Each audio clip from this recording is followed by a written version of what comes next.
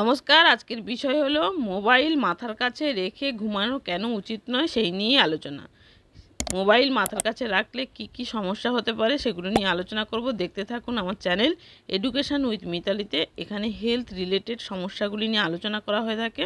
তো আমাদের দৈনন্দিন জীবনে মোবাইল মাথার কাছে রেখে ঘুমানো এটা একটা নিত্য নৈমিত্তিক ব্যাপার হয়ে গেছে। কেন মোবাইল মাথার কাছে রাখবো না?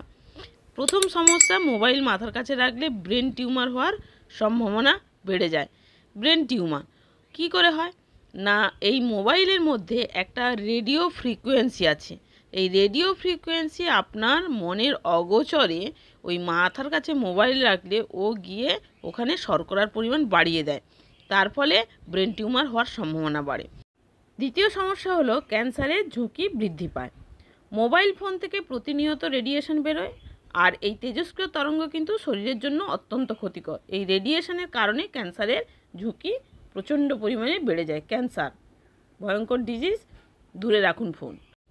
এরপরে তৃতীয় সমস্যা হলো পুরুষদের ক্ষেত্রে। পুরুষদের ক্ষেত্রে কি সমস্যা? পুরুষদের ক্ষেত্রে হচ্ছে প্রজনন ক্ষমতা হ্রাস পায়। মোবাইল নিয়ে শোয়ার কারণে পুরুষের বন্ধ্যাত্বের শিকার হতে পারেন। মেজাজ খিটখিটে হয়ে যেতে পারে, অল্পে রাগ হয়ে যেতে পারে, কখন হাসে আর কখন নিজের মনে কথা বলে নিজেই বুঝতে পারে না। ফোনটা দূরে রাখুন। কত দূরে? নাগালের বাইরে। রিং শোনা যাবে কিন্তু নাগালের বাইরে। এরপরে আরেকটি সমস্যা হচ্ছে স্মৃতিশক্তি হ্রাস পাওয়া। মোবাইল যদি মাথার কাছে রেখে ঘুমান, আপনার কিন্তু স্মৃতিশক্তি হ্রাস পাবে। এটা একটি গুরুত্বপূর্ণ বিষয়।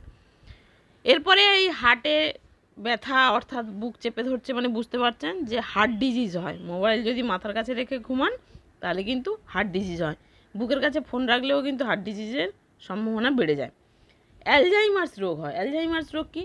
মেমোরি লস হয়, চিন্তাভাবনা করার ক্ষমতা চলে যায়, জাজমেন্ট যাকে বলে। তারপরে বিচার বুদ্ধি ক্ষমতা চলে যায়, চিন্তা শক্তি করার ক্ষমতা চলে যায়। এগুলোই অ্যালজাইমার্স বলে। তাহলে অ্যালজাইমার্স রোগ হওয়ার সম্ভাবনা বেড়ে যায়। এই ছবিটা থেকে বুঝতে পারছেন যে আর্থ্রাইটিসের প্রবণতা বাড়ে। ঘাড় এদিক ওদিক ঘোরাতে পারছে না, ঘাড় স্টিফ হয়ে গেছে, তাহলে আর্থ্রাইটিসে হওয়ার ঝুঁকি বেড়ে যায়। আর ঘুমের ব্যাঘাত, অনিদ্রা, মানসিক চাপ ও ক্লান্তি, এটা তো কমন সমস্যা। যদি ফোন কাছে রাখে তাহলে কি হবে? কাছে রাখলে কি হবে? যে ঘুমের ব্যাঘাত হবে। ঘুম এই সবসময় মনে হচ্ছে এই মেসেজ এলো, এই এটা এলো, এই ওটা এলো। তখন কি হবে? ফোনটা নেওয়ার জন্য বা ফোনটা দেখার জন্য ঘুমটা ঠিকমতো হবে না।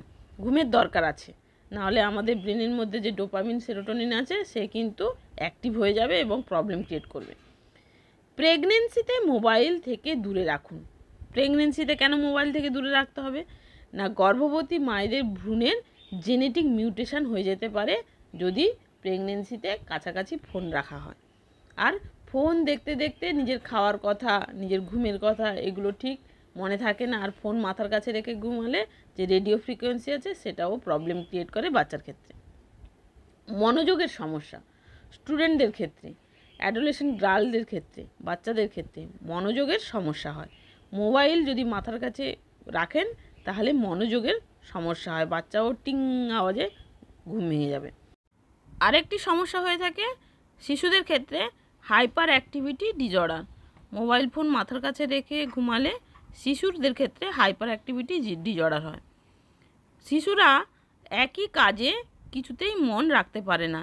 একটি কাজ অর্ধেক ফেলে অন্য কাজটি করতে চলে যায়, বা সে ভীষণ দুরন্ত হয়ে যায়। মনে হবে যে দুরন্ত, কিন্তু আসলে একটি কাজে সে মনোযোগ করতে পারছে না। এটি শিশুদের ক্ষেত্রে সমস্যা হয়ে থাকে।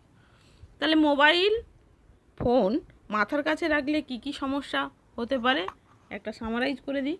যে ব্রেন টিউমার হতে পারে, ব্রেনের ক্যান্সারের ঝুঁকি বেড়ে যায়, পুরুষের প্রজনন ক্ষমতা হ্রাস পায়, স্মৃতিশক্তি হ্রাস পায়, হৃদরোগ হয়, অ্যালজাইমার্স রোগ হয়, আর্থ্রাইটিস হওয়ার সম্ভাবনা বেড়ে যায়, ঘুমের ব্যাঘাত তো হয়ই, তার সঙ্গে অনিদ্রা এসে যায়, মানসিক চাপ ও ক্লান্তি বেড়ে যায়।